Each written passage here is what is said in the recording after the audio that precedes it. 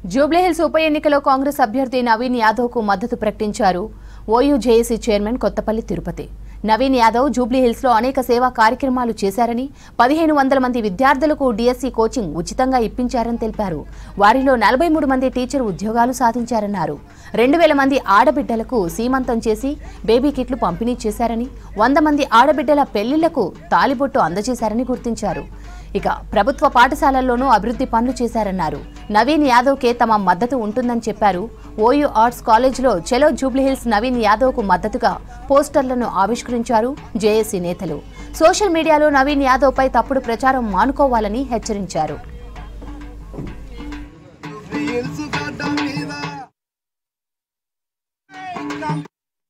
ఉప ఎన్నికలు జరుగుతున్నాయి.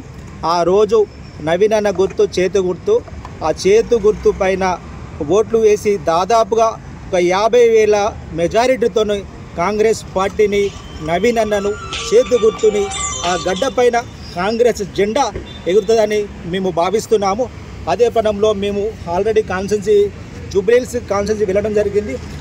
ప్రతి గల్లీ నుంచి, ప్రతి వాడ నుంచి, ప్రతి బస్తీ నుంచి అందరూ నవీన్ అన్న నవీన్ అన్న నవీన్ అన్న జై కాంగ్రెస్, చేతి గుర్తే గెలుస్తుందని చెబుతున్నారు. దానికి